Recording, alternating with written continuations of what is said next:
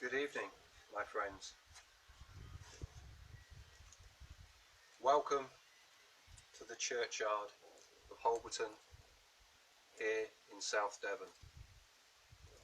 What better place on Halloween to tell a story involving a member of the cloth. So please join me by the fire with the mead as I tell to you the story of the parson and the clerk. You see, quite a while ago, in times long before, the word of a bishop as to who may follow him to become the next bishop was given great store. So if a bishop suggested that somebody should take his place as the next bishop when he died, more often than not, that person became the bishop. And so it was that many people befriended bishops to make sure that they had a chance, they had a very good chance of becoming the next bishop. One such man was a young parson in Devon, a little way around the coast from here, at Teignmouth. He became friendly with the Bishop of Exeter, and sure enough, as times went by, the years moved on, he became close friends, and one day he heard that the bishop was gravely ill. And so, not wanting to waste any time, the young parson mounted his horse and got his friend Clerk with him, and the parson and the clerk rode their horses up to Exeter to go to look after the ailing bishop. Now once there, the parson made sure that he was by the bishop's side day and night, at his beck and call, whatever he wanted, whenever he needed it. The clerk's job was quite simple. Anybody else who came along was allowed to come in and see the bishop, but the clerk made sure that they didn't stay there for too long, because the bishop was very frail and, he really couldn't put up with people being around him for too long. And so it was that for a few weeks, towards the end of October, as the bishop became iller, more and more ill, he formed a very close bond with the parson, and in the end, in front of witnesses, the bishop said that he wished the parson to take over and become the next bishop. Now, to give the parson his due, the parson was happy to stay with the bishop, but the bishop said, "No, you have spent too long with me. You need to go back home. You need to go and see your own people." And so the parson and the clerk left the cathedral in Exeter. They mounted their horses and left Exeter by the southern gate. Now they'd spent so long within the confines around the area of the cathedral that they hadn't realised that winter had really set in. And this being the last day in October, as they left Exeter, the wind howled around them, the rain poured down, and as they got away from the city and heading out into the countryside, it became so thick with rain, it was so windy, it was so dark that even the lightning that flashed around them barely lit up anything. It didn't take long before the pair became hopelessly lost. The parson started to get angry, and he started to blame the clerk. How could you get us so lost? You're an absolute idiot. The two men started to argue.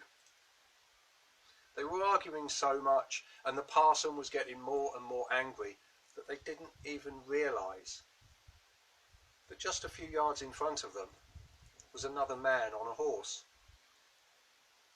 huddled up with his cloak around him from the rain and the wind.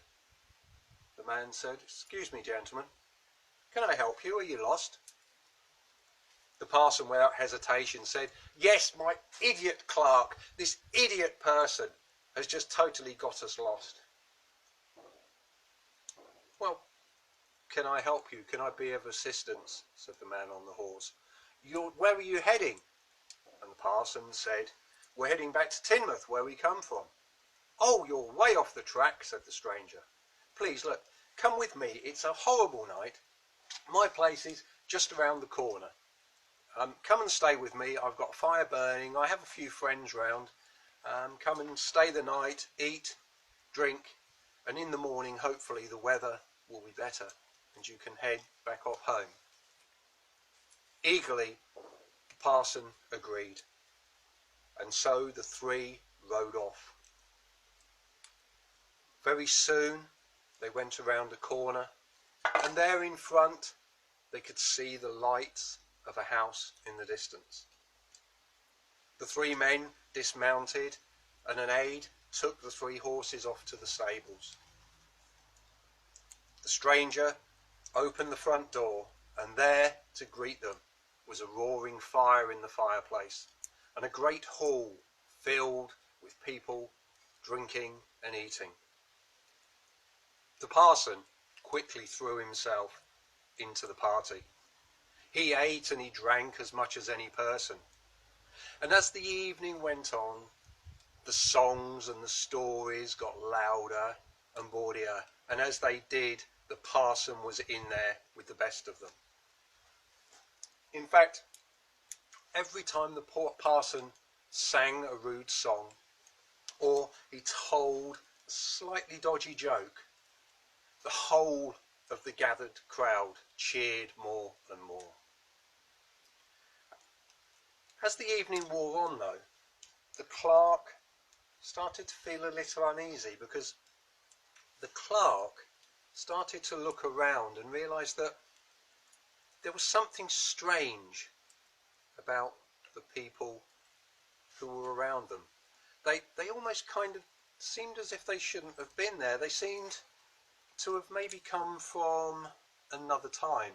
In fact, at one point, as he looked, the clerk was sure that sitting in the corner was a man from the very own parish that had been buried just 2 years ago. But before the clerk could actually raise his fears with the parson, there was a knock on the door. The door was opened, and there in the pouring rain was a messenger. The messenger bore the news that the Bishop of Exeter had died. Immediately, the parson realised he had to go back to Exeter and to the cathedral before there was any chance of anyone at all, getting in on his act. He demanded that the horses were brought from the stables, and sure enough, the host was happy to have them brought round. The horses were brought. The parson didn't even bother to thank his host for his hospitality, although his clerk did. The two men mounted on their horses. Without even so much as a farewell, the parson tried to get his horse to move. The horse stayed perfectly still. It wouldn't budge. The parson tried again. He yanked at the reins and he dug in his heels, but the horse wouldn't move a hoof. He tried again, and as he tried, he was visibly getting angrier and angrier. And as he was getting angrier, the crowd who had now gathered from inside the house seemed to be getting happier and happier. In fact, every time the parson tried to get his horse to move, the horse stood there the parson would get angrier and the crowd would cheer. The parson was getting really, really angry and the crowd were getting happier and happier and happier. And then finally the parson just let go. "The devil take this animal!" "Why, thank you. I don't mind if I do," said his host. And with that, the host slapped both horses on the hindquarters and the horses galloped off. They galloped off into the distance. The parson and the clerk hung on to their horses for grim death. Unfortunately, that was the wrong thing to do, for both horses, with riders still on board, ran straight off of the edge of the cliff.